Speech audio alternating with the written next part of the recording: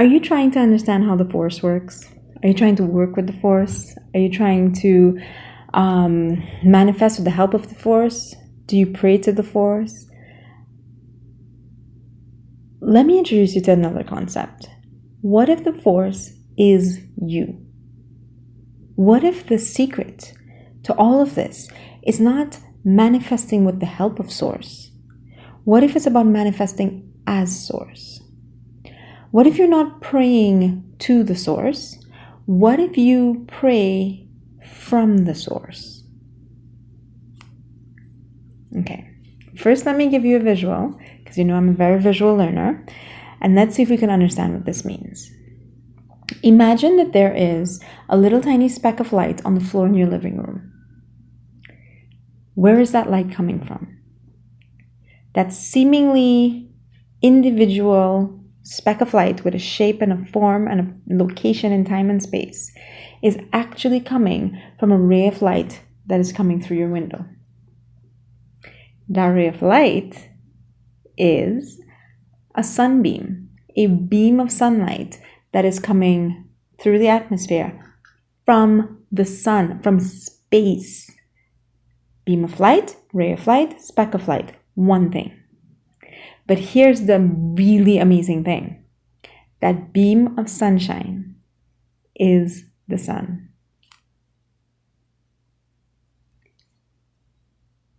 If you can see light, you are seeing the sun. It doesn't matter if it's here or if it's there or if you're seeing it from Mars.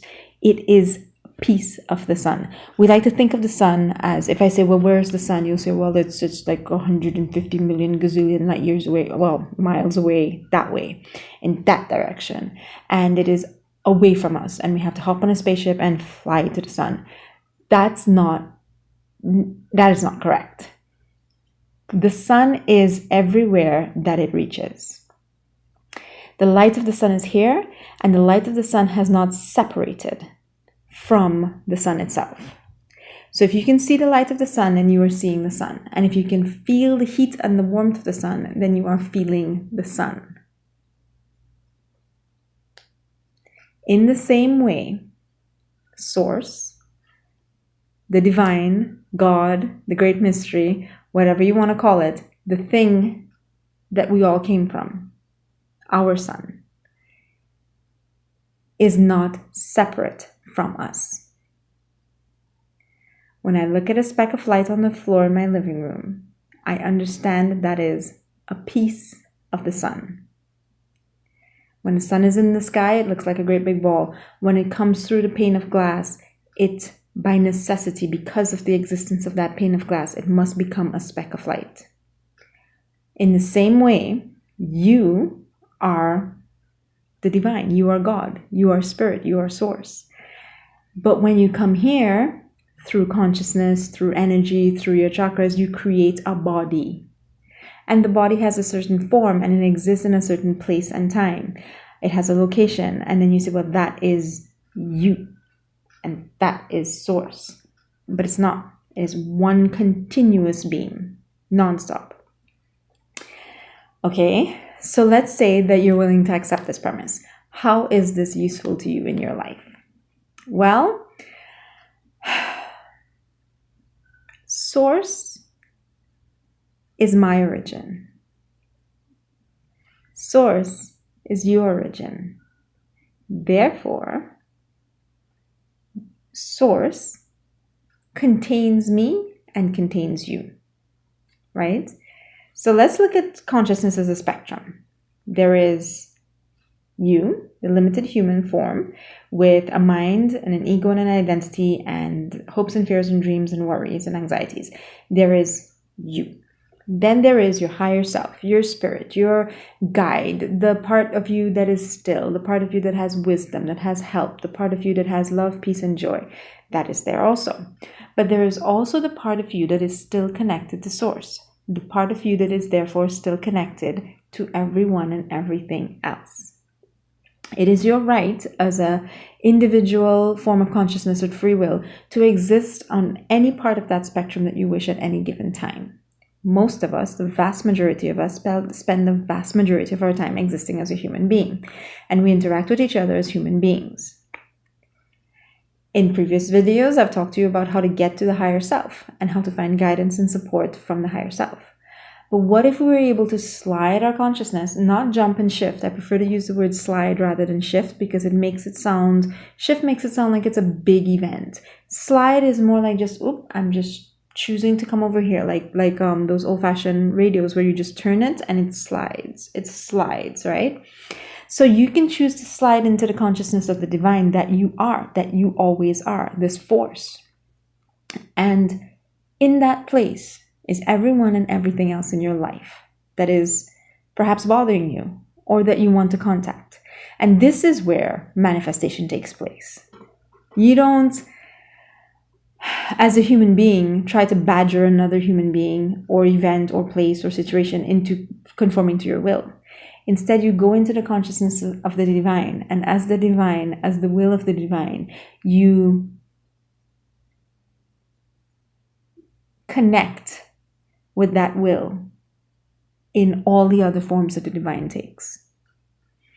So how does this actually work in real life? Okay, so this video was actually inspired by my friend. We had a conversation recently. She's having a really hard time with her teenage son. A really, really, really hard time. It's been going on for a couple of years and it's gotten worse and worse and worse. And she has tried to, talk to him. She's tried to everything. She's tried discipline. She's tried, tricking him. She's tried motivating him. She's tried every single way of communicating with him. And she really just cannot get through to him. But that is because she forgot that she is acting as one human being, interacting with another human being on this end of the consciousness spectrum. And what she needs to do is she needs to slide into the consciousness of divinity, of God, of the force, and find and make contact with his divinity also. There is a part of him that exists there, uncorrupted. I'm using the word corrupted loosely because I can't think of another one, but the part of him that doesn't have fears, anxieties, pains, hurts, traumas, self-consciousness, resentment, all of that exists in the human form. The pure form of him exists in the divine consciousness. And her as a mother, she's spent, she's exhausted, she's a little bit resentful, she's a little bit worried, she's a little bit hopeless. That exists in the human form of consciousness. But as she slides her consciousness over to the divine form of consciousness, the only thing that exists there is love, oneness, unity. And in that place, communication can occur, contact can occur, and some sort of solution, some sort of shifting of realities can occur there, because there is where creation of here occurs. You cannot wrestle with this. We do not wrestle against flesh and blood. Remember, we wrestle against powers and principalities, the governing forces of the universe, the power, right? Sorry, I don't usually quote the Bible that much, but yeah, it's just there's so many gems in there. So allow me to quote it one more time. What is it that unites us there in Source? What is Source? If we use the word God, Source, God, the divine, God is love. God is love. That is one of my absolute favorite quotes, and it's one of the most accurate things in the world. So this level of consciousness, this aspect of our being, we can call it Source, we can call it the Force, we can call it God, or we can call it love. It is love. The energy that made us all, the energy that it is love. Love is an energy. And love is, at the end of the day, what created us all, what is common between us all, and what unites us all. Love is the dimension from which we can influence the physical world, because love is the precursor to the physical world. Love is what creates the physical world. If you want to use one of my favorite metaphors, in The Matrix, the movie, love is that loading bay, that white space where nothing is yet, and where you create the experience that you want to have. So, okay, let's get this back to practicality here. How does this woman, my friend, how does she find a new way to interact with her son. She slides into the consciousness of the divine. The divine is love. So she slides into the consciousness of love. How do you do that? How do you be love? Dwell as love, exist as love, embody the consciousness of love. Well, there's two places we can be. Again, mixing my metaphors here, but it's okay. Let's just go with it. There's a spectrum. Physical being. Physical being exists in the mind. Call the mind a dimension. This is a dimension. And then there's the other dimension where love exists, and that is called the heart. The heart space in my teachings. And you cannot exist in both at the same time. You can't exist in both your mind and your heart at the same time. I'm not talking about your organs. I'm talking about the dimensions of existence. The mind is where the individual is. The heart space is where the collective consciousness is, where there's only one being. So you have to find a way to shift from the mind to the heart. Using the metaphor of the sliding spectrum here, in the middle is the higher self. So you have the mind, you quiet the mind, and you can sense, you can perceive as the higher self. But that is not enough. You need to actually slide into the heart space. And the only way to do that is to crack open a door that is usually not available to everyone. Or it's not available at every moment in time because we are too preoccupied with the mind. The mind can bang at the walls of the heart space and it will not get in. You cannot logic your way into the heart space. You cannot force your way in. You cannot strategize your way in. The only way to crack open the door of the heart space is through love. So somehow you need to stop identifying with stop engaging with the stream of thoughts that are coming out of your mind and find the feeling that is love. Ironically, you would find this through a thought, or not really a thought, but an experience. What I would do is I would come up with an image of my kitty cat, I guess. I mean, my kitty cat will bring the feeling of love to me like that. So I will picture my kitty cat walking through the garden on a sunny day, which is his absolute favorite thing to do, and smelling flowers. You see, I'm feeling it already, and that's love. So my meditation would be, first, to disidentify from the thoughts, to choose not to engage in the thoughts. Secondly, to generate the feeling of love within myself, and then to feel it. The moment you feel love, the door to the heart space opens, and this is where you enter the heart space. In the heart space, you'll know if you're in the heart space because once you start thinking again, you're back in the mind. So in the heart space, there's only feeling, and there's only the feeling of love. If you're judging, you're not in the heart space. If you are afraid, you're not in the heart space. If you are othering, you're not in the heart space. If you're angry, resentful, bitter, worried, whatever, you're not in the heart space. There's only love and unity in the heart space.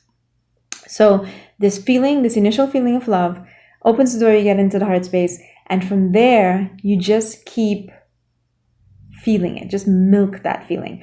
Do not think about love. That's the trick that will get you back into your mind and jeopardize this whole process. Do not think about love. Experience love. Feel love.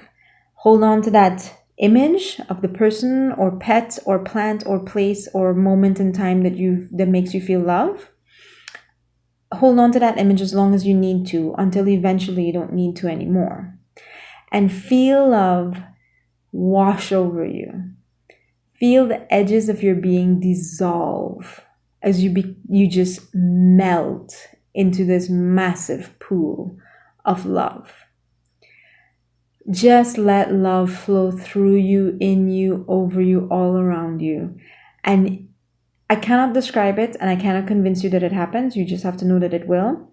It will just start beaming through you. You will feel like you're bursting with love. That one initial feeling of love, I love this, will turn into I love. And then it'll just turn into love. Just love. Love, love, love. So you have to meditate in this way for, well, forever, really. But, let's start with 5 minutes and then move to 10, 15, 20 minutes.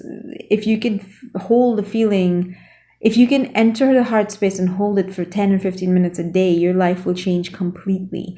If you are praying a specific prayer about a specific situation, you will see miracles. One of the first guidance that I ever got from my higher self about a situation that was absolutely devastating to me was, if you can bring that situation into your heart and experience love, the situation will miraculously dissolve and fix itself. And it did. It absolutely did.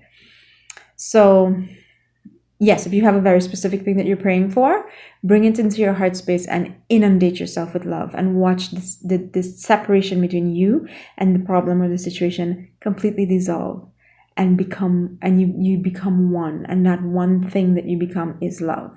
Miracles happen in this place. It really does. You just have to trust that. So as a daily habit, do it maybe 10-15 minutes a day. As a specific sort of urgent prayer situation, do it as long as it takes. Do it as a dedicated, long, intense thing. But just as a life practice, what you want to do, the whole spiritual awakening really can be boiled down to the shifting from the mind to the heart space, from this dimension to that dimension, from this consciousness to that consciousness. So the spiritual awakening is where you let in little glimpses of the heart space, until eventually you become familiar with the heart space and you visit it regularly, until eventually the heart space just radiates from you. People who are well anchored in their spiritual awakening are well anchored in the heart space. And sometimes you see them and their eyes are just beaming love at you. It's like looking directly at the sun. If you're not ready for it, you can't hold the gaze.